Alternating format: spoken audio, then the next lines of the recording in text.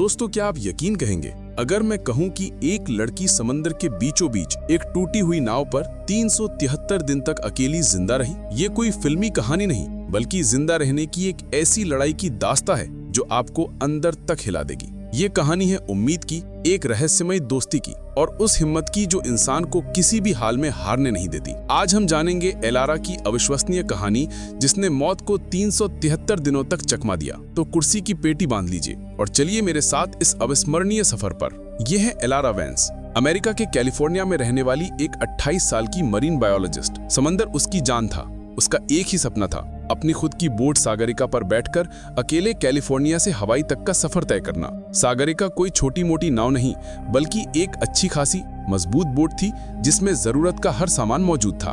10 जून 2023 को एलारा ने पूरे जोश और तैयारी के साथ अपना सफर शुरू किया। शुरुआती कुछ हफ्ते सपनों जैसे थे, लेकिन जब वो इंसानी दुनिया से मीलों दूर निकल चुकी थी, तब किस्मत ने अपना सबसे क्रूर खेल खेला। मौसम बिगड़ा और एक ऐसा भयानक तूफान आया जिसकी उसने कभी कल्पना भी नहीं की थी। आसमान काला पड़ गया और समंदर की लहरें राक्षसों की तरह उसकी बोट से टकराने लगी। सागरिका ने बहुत देर तक तूफान का सामना किया, लेकिन आखिरकार एक विशाल लहर ने उसे किसी खिलौने की तरह पलट दिया। बोट एक चट्टान से टकराकर चकनाचूर हो गई। एलारा जैसे तैसे बोट के अंदर मौजूद इमरजेंसी में इस्तेमाल होने वाली छोटी लाइफ बोट को समंदर में उतारने में कामयाब रही। जब तूफान शांत हुआ तो उसकी बड़ी और मजबूत सागरिका का मलबा चारों तरफ तैर रहा था और वो खुद एक छोटी सी नाव में खुले समंदर के बीचों बीच अकेली थी। तूफान जा चुका था, लेकिन अपने पीछे छोड़ गया था एक ऐसा सच जो मौत से भी बदतर था। एलारा अब एक छोटी सी नाव में कैद थी। वो बड़ी बोट, वो सारे सपने, वो सारा सामान, सब कुछ समंदर निगल चुका था। अब उसके पास बस कुछ दिनों का राशन और पानी बचा था। दिन हफ्तों में और हफ्ते महीनों में बदलने लगे। इस छोटी सी नाव में जिंदगी एक पल भी आसान नहीं थी। तेज धूप उसे जला देती और रात की ठंड हड्डियों तक कांपा देती। सबसे भयानक था अकेलापन और अपनी बेबसी का एहसास। वो हर सुबह उम्मीद से आसमान की ओर देखती और हर शाम टूटकर रो पड़ती थी। उसने किसी तरह बारिश का पानी इकट्ठा करना और कपड़े के टुकड़े से मछली फंसाना सीखा, पर यह नाकाफी था। धीरे धीरे वो हिम्मत हार रही थी। एक दोपहर जब एलारा भूख और प्यास से बेहाल नाव पर प्रायः बेहोश पड़ी थी, उसे पानी में एक तेज हलचल महसूस हुई। उसने आंखें खोली तो उसके पैरों तले जमीन खिसक गई। एक विशाल शार्क उसकी छोटी सी नाव के चक्कर काट रही थी। एलारा की सांसें अटक गईं। उसे लगा कि आज उसका आखिरी दिन है। शार्क ने एक जोरदार टक्कर मारी और एलारा का संतुलन बिगड़ गया। वो बस पानी में गिरने ही वाली थी कि तभी किसी फिल्मी सीन की तरह पानी को चीरता हुआ एक साया तेजी से आया। एक बड़ी सी डॉल्फिन ने बिजली की रफ्तार से उस शार्क को जोरदार टक्कर मारी। शार्क भौचक्की रह गई। डॉल्फिन ने उसे वहां से खदेड़ने के लिए उस पर लगातार हमले किए, जब तक कि शार्क गहरे पानी में गायब नहीं हो गई। डॉल्फिन ने मुड़कर एक पल के लिए एलारा को देखा, जैसे कह रही हो तुम सुरक्षित हो, और फिर वो भी समुद्र की गहराइयों में कहीं गुम हो गई। उस दिन के बाद एलारा की जिंदगी में वो डॉल्फिन एक रहस्य बन गई। एक बार जब कई दिनों तक मछली न मिलने से एलारा भूख से तड़प रही थी, तो उसी डॉल्फिन ने मछलियों के एक पूरे झुंड को उसकी नाव की तरफ खदेड़ दिया। एलारा ने उसका कोई नाम नहीं रखा था, वो बस उसे अपना गार्जियन एंजल बुलाती थी। समंदर में भटकते हुए लगभग 6 महीने गुजर चुके थे। एलारा अब शारीरिक और मानसिक रूप से पूरी तरह टूट चुकी थी। तभी एक सुबह उसका वो गार्जियन एंजल फिर से प्रकट हुआ, लेकिन इस बार वो किसी खतरे से बचाने नहीं, बल्कि एक खुशखबरी देने आया था। वो बार बार एक खास दिशा में तैरता और अपनी आवाज से एलारा को इशारा करता। एलारा में हिम्मत करके उस दिशा में देखा और उसे अपनी आंखों पर यकीन नहीं हुआ। दूर, बहुत दूर उसे जमीन का एक टुकड़ा नजर आ रहा था, एक द्वीप। डॉल्फिन ने नाव को अपनी नाक से धीरे धीरे धकेलना शुरू किया और कई घंटों की मशक्कत के बाद एलारा की नाव द्वीप के किनारे से जा लगी।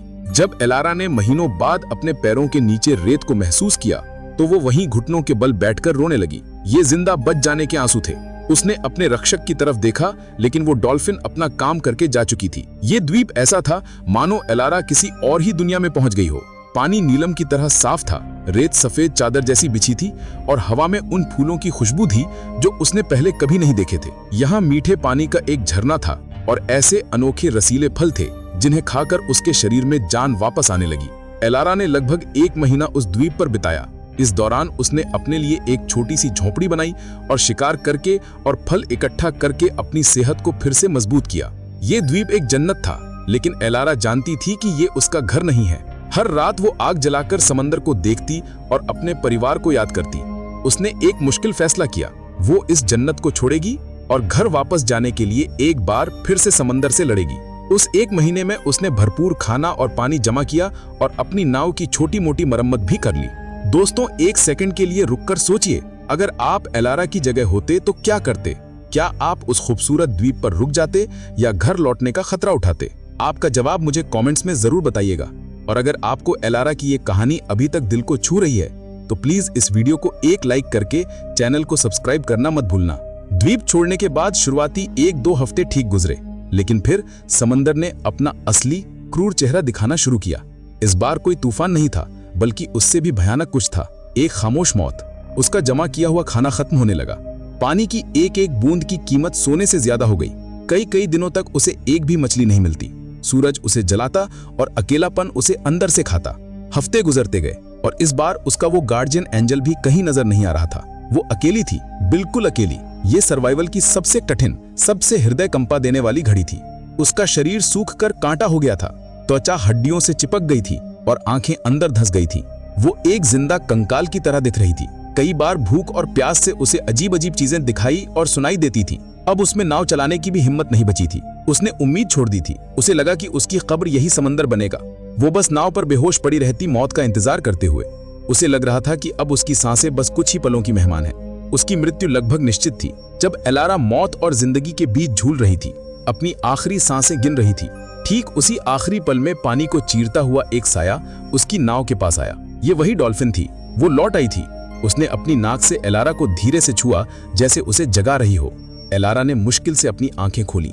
उसे लगा कि ये भी कोई सपना है, लेकिन डॉल्फिन ने एक खास किस्म की आवाज निकाली और इस बार उसकी आवाज में एक अजीब सी बेचैनी थी, जैसे वो कह रही हो, हिम्मत मत हारो, मैं आ गई हूँ। उस दिन के बाद जो हुआ वो एक चमत्कार था। डॉल्फिन ने एलारा को अकेला नहीं छोड़ा। वो नाव के साथ साथ तैरने लगी और फिर उसने कुछ ऐसा किया जिसने एलारा की बची खुशी हिम्मत को वापस लौटा दिया। उसने नाव को अपनी नाक और शरीर से आगे की तरफ धकेलना शुरू कर दिया। वो खुद ही उस लाइफ बोट को एक खास दिशा में लेकर जा रही थी। दिन रात बिना रुके वो नाव को खींचती रही। इस मुश्किल सफर में एलारा की उस डॉल्फिन से एक गहरी दोस्ती हो गई। अब वो सिर्फ रक्षक नहीं, बल्कि एक साथी थी। एक रात जब एलारा में थोड़ी हिम्मत आई तो उसने पानी में हाथ डालकर उसे छूने की कोशिश की। इस बार डॉल्फिन पीछे नहीं हटी। उसने एलारा को अपना सिर छूने दिया। उस अंधेरी रात में समंदर के बीचों बीच एक मरती हुई इंसान और एक डॉल्फिन के बीच एक खामोश वादा हुआ। एलारा ने रोते हुए मुस्कुराकर उसका नाम रखा फिन। और फिर वो दिन आया, 17 जून 2024। घर से निकले पूरे 373 दिन बाद, कई दिनों तक नाव को धकेलने के बाद फिन एलारा को एक ऐसी जगह ले आया जहां दूर खितिज पर एक मालवाहक जहाज नजर आ रहा था। एलारा की आंखों में आंसू थे, लेकिन इस बार उसने अपनी सारी ताकत बटोरकर चिल्लाना शुरू किया। जहाज ने उसे देख लिया। जब बचाव दल की नाव एलारा के पास पहुंची तो वो उसे देखकर हैरान रह गए। एक जीती जागती लाश जिसे एक डॉल्फिन बचाकर लाई थी। एलारा को बचाया जा रहा था, लेकिन आज उसे अपने सबसे सच्चे दोस्त से बिछड़ने का दर्द हो रहा था। उसने मुड़कर फिन को देखा।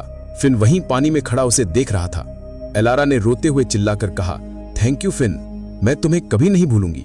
फिन ने जवाब में एक लंबी दर्द भरी आवाज निकाली और गहरे पानी में गुम हो गया, जैसे वो इस बिछड़न को देख नहीं सकता था। एलारा वेंस जिंदा लौट आई थी। उसकी कहानी ने पूरी दुनिया को हिलाकर रख दिया।